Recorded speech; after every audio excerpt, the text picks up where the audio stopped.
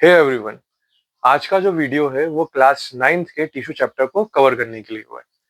आज ये जो वीडियो रहेगा ये बेसिकली एक इंट्रोडक्शन रहेगा कि टिश्यू क्या होता है। इसमें मेजरली मतलब हमको कौन से टॉपिक पढ़ने हैं एंड उसका थोड़ा सा ब्रीफिंग, ज्यादा इसमें अपन नहीं पढ़ेंगे। अब इस जो टॉपिक है, इस टॉपिक का नाम है या जो चैप्टर है, इस चैप्टर का नाम है टिश्यू। टिश्यू का मतलब क्या होता है? तो टिश्यू की एक है ना बड़ी सिंपल डेफिनेशन है। क्या है? तो tissue is a group of similar cell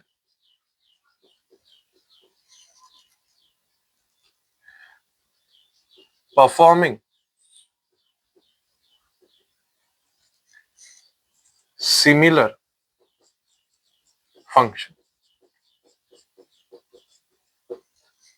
बड़ी सिंपल डेफिनेशन है, इसको सीखने और समझने की ज्यादा जरूरत नहीं पड़ती, बिकॉज एक बार मतलब समझ में आ गया तो आप खुद भी फ्रेम कर सकते हैं। क्या है?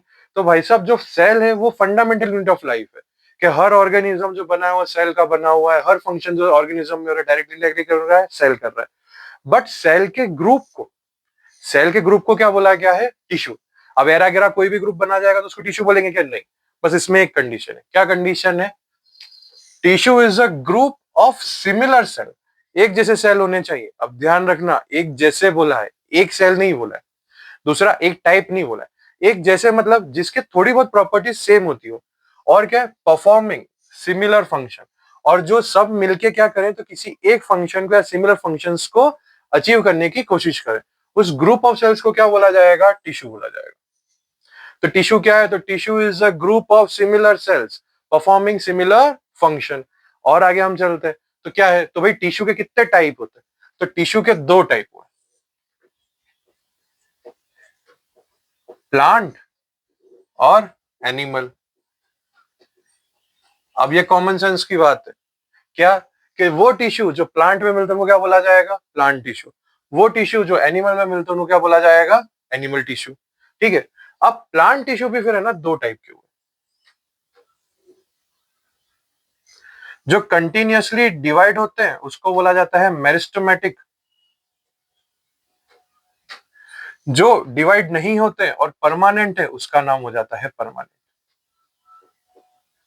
तो एक बार ब्रीफिंग ले लो। क्या? A group of similar cell performing similar function is called tissue. Tissue कितने टाइप के हैं? दो टाइप के, प्लांट टिश्यू और एनिमल टिश्यू। प्लांट टिश्यू फिर कितने टाइप के हैं? दो टाइप के। जो डिवाइड हो वो मेरिस्टेमेटिक, जो डिवाइड नहीं हो वो परमानेंट। इसी को अब इस फ्लो चार्ट को हम थोड़ा सा आगे की तरफ ले जाते हैं।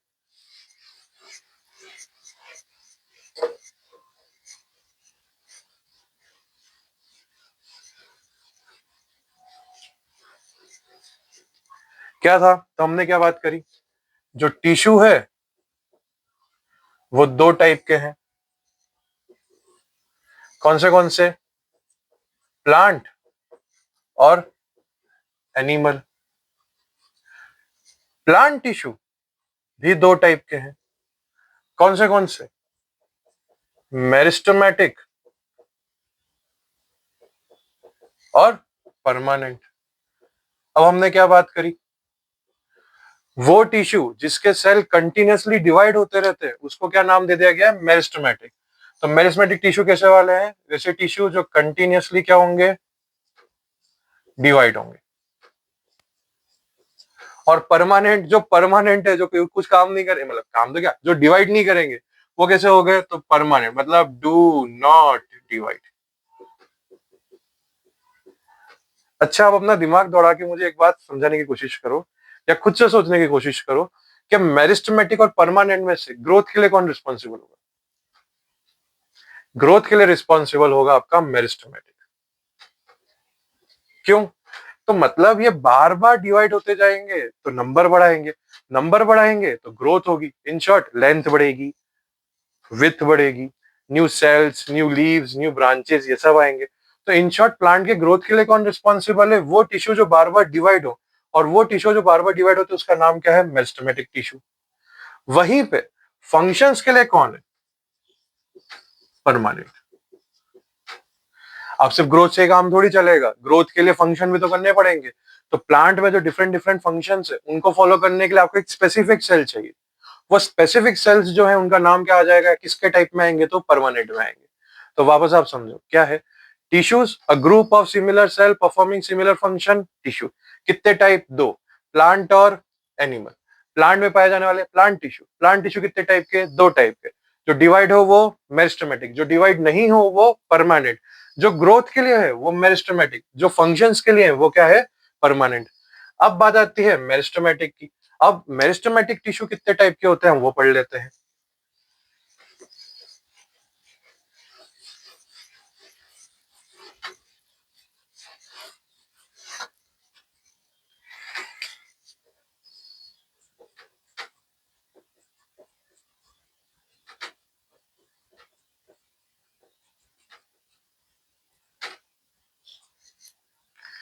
मेरिस्टेमेटिक टिश्यू कौन से होते हैं, जो डिवाइड होते हैं, तो डू डिवाइड।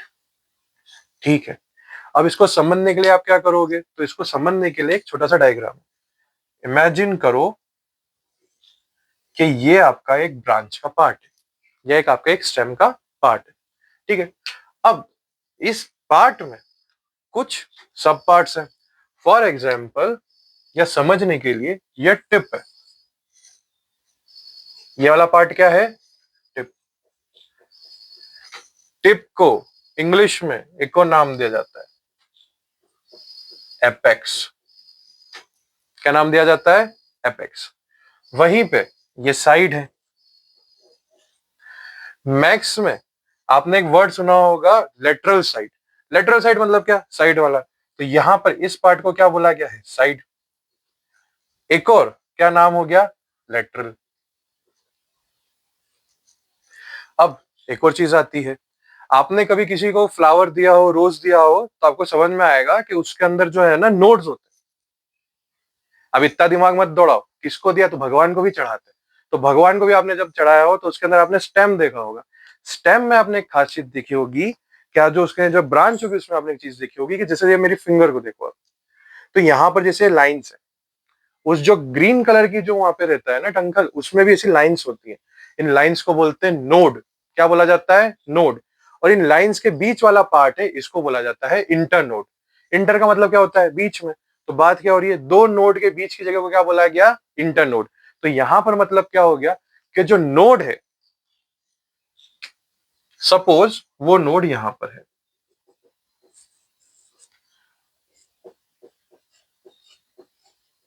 तो क्या बात करेगी, क्योंकि स्टेम है, कोई ब्रांच है, कोई रूट है। रूट्स में ऐसे नोड्स नहीं होते, बट अगर कोई ब्रांच है या कोई स्टेम है तो उसमें मेन कितने पार्ट है, तीन। टिप, टिप को क्या बोला गया, एपेक्स। साइड, साइड को क्या बोला गया, लेटरल। और जो बीच में जो ऐसी रिंग्स बनाई हुई है उनको क्या बोला गया, नोड। अब यहां से समझो, जो एपेक्स पे पाया गया उसका नाम हो गया एपाइकल। जो टिश्यू एपेक्स पे पाया जाता है उसका नाम क्या हो गया, एपाइकल। तो पूरा नाम क्या हो गया, एपाइकल मेरिस्टेमेटिक टिश्यू। क्या नाम हो गया, एपाइकल मेरिस्टेमेटिक टिश्यू।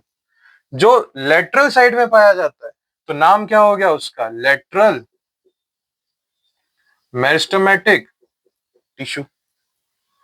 जो नोड्स पे पाया जाता है इसका नाम थोड़ा अलग है, इसका नाम हो जाता है इंटर कैलेरी मेरिस्टेमेटिक टिश्यू।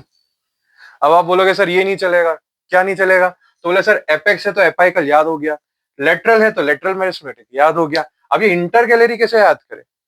तो देखो, अगर आप इसको ऐसे याद कर ले तो ज्यादा सही है, बट अगर नहीं करना है तो इस वर्ड का भी मीनिंग बता देते हैं। इंटर का मतलब क्या हो गया, बीच में। कैलोरी का मतलब क्या हो गया, मैच्योर। तो मतलब ये होता है कि जो मैच्योर सेल्स होते हैं इनके बीच में पाया जाता है। अब फाइल उलझ जाएगी।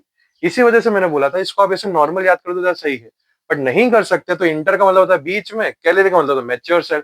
मतलब कि वापस अगर इस फिंगर्स को आप देखोगे और समझोगे तो ये जो दो पार्ट है ना नोड, इनके बीच में जो सेल है जिसका अपन ने नाम जगह दिया था इंटर नोड, तो इंटर नोड में हमेशा मैच्योर सेल होते हैं। तो दो मैच्योर सेल के बीच में, अगर आप बोलो तो ये मैच्योर सेल और ये मैच्योर सेल, दो मैच्योर सेल के बीच में पाया जाता है, इसलिए नाम क्या हो गया उसका, intercalary. But my suggestion would be कि आप है ना ये दो याद रखो मेन। क्या? टिप का मतलब एपेक्स, एपेक्स पे पाया जाने वाला एपिकल मेरिस्टेम। अगर साइड का मतलब लेटरल, लेटरल का मतलब लेटरल मेरिस्टेम। और बीच में कौन सा है जो नोड पे पाया जाता है उसका नाम क्या गया? इंटरकैलरी या मेरिस्टेमेटिक। अब यहाँ पे एक और दिमाग दौड़ाओ, इन तीनों में से हाइट के लिए कौन रिस्पॉन्सिबल होगा बताओ?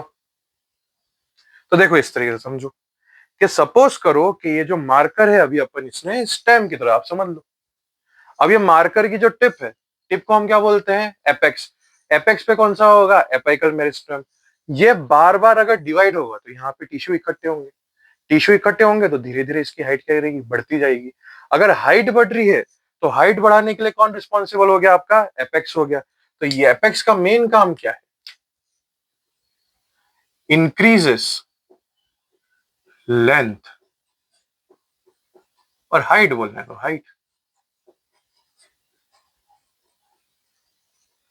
अब वैसे ही बात करो, ये मार्कर है, ये अपना स्टेम है, दोनों में से सोचो। टिप कवर हो गया, अब साइड आ गया। अब इमेजिन करो साइड में धीरे धीरे धीरे करके टिश्यूज बढ़ते जा रहे हैं, दोनों तरफ बढ़ते जा रहे हैं। तो क्या इंक्रीज हो रहा है? विथ इंक्रीज हो रही है। अब अगर मुझे आपको पेपर में उलझाना है तो मैं क्या करूंगा? विथ की जगह एक और नाम दे सकता हूं, इंक्रीजेस गर्थ। स्टेम की क्या होती है? गर्थ। बट अगर कॉमन लैंग्वेज में बात की जाए तो क्या बोल दिया? विथ। तो अब बात आती है कि हाइट भी बढ़ गई, ये भी बढ़ गया, तो इंटरकैलरी क्या करेगा? तो देखो कॉमन सेंस की बात है। इमेजिन करो, इस तरीके से समझो कि एक पेड़ लगाया, ठीक है। अब वो पेड़ लगाया, उसकी हाइट बढ़ गई, उसकी साइड बढ़ गई, पर बीच में से खोखला रह गया। सर्वाइव कर पाएगा? नहीं कर पाएगा। कहीं पे भी खड़ा है, किसी भी सांड वांड को खुजली खुजालने आ गया तो वैसे खत्म हो जाएगा। नेचर में उसको क्या करना है? स्ट्रेंथ बना के रखना है। अब स्ट्रेंथ बना के रखना है तो उसको क्या करना पड़ेगा? तो अंदर भी मास चाहिए। तो सेल्यूलर मास कौन ला के देगा? इंटरकैलरी। तो क्या सिर्फ सेल्यूलर मास ला के देगा क्या? नहीं, तो और क्या करेगा? तो एक और चीज करेगा कि जो भी न्यू लीव्स है, जो भी न्यू ब्रांचेस है, वो भी कहां से आएगी? तो इंटरकैलरी से। तो क्या होगा? तो न्यू लीव्स या ब्रांचेस अराइजेस फ्रॉम हियर।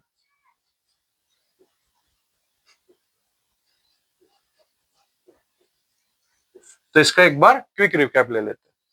जो एपेक्स पे पाया गया, जो टिप पे पाया गया, उस टिश्यू का नाम है एपिकल मेरिस्टेम। जो साइड में पाया गया, जो लेटरल में पाया गया, उसका नाम है लेटरल मेरिस्टेम। जो नोड्स पे पाया गया उसका नाम हो गया इंटरकैलरी। जो हाइट बढ़ाएगा तो एपेक्स बढ़ाएगा, मतलब अपाइकल बढ़ाएगा। साइड बढ़ाएगा तो लेटरल बढ़ाएगा। और न्यू लीव्स, न्यू ब्रांच या सेलुलर मास कौन देगा? तो आपका कौन देगा? इंटरकैलरी देगा। इसके साथ में आपका मेरिस्टेमेटिक टिश्यू कंप्लीट हो गया। अब फटाफट से 1 मिनट में इसको पूरा सा रिवाइज कर लेते हैं। Group of similar cell performing similar function tissue, मतलब वो ग्रुप ऑफ सिमिलर सेल जो कोई पर्टिकुलर फंक्शन के लिए डेडिकेटेड है, तो उसका नाम क्या हो गया? टिश्यू। प्लांट्स में पाया गया तो प्लांट टिश्यू, जानवरों में पाया गया तो एनिमल टिश्यू। प्लांट टिश्यू में फिर कितने टाइप आ गए? तो 2 टाइप आ गए। जो कंटिन्यूअसली डिवाइड हो रहा है मेरिस्टेमेट, जो परमानेंट है वो परमानेंट, ठीक है। अब मेरिस्टेमेटिक क्या करेगा? तो भाई कंटिन्यूस डिवाइड कर रहा है तो ग्रोथ करेगा, ग्रोथ करेगा तो मेरिस्टेमेटिक किसके लिए रिस्पॉन्सिबल हो गया? ग्रोथ के लिए हो गया। पर ग्रोथ अकेले से कैसे काम चलेगा? फंक्शन भी तो करने पड़ेंगे। फंक्शन के लिए कौन हो गया? आपका परमानेंट हो गया। फिर मेरिस्टेमेटिक पे आ जाओ, तो अब ग्रोथ कैसी होगी? तो अलग अलग जगह से ग्रोथ होनी पड़ेगी। तो उसके पोजीशन के हिसाब से मेरिस्टेमेटिक कितने हो गए? 3 टाइप के हो गए।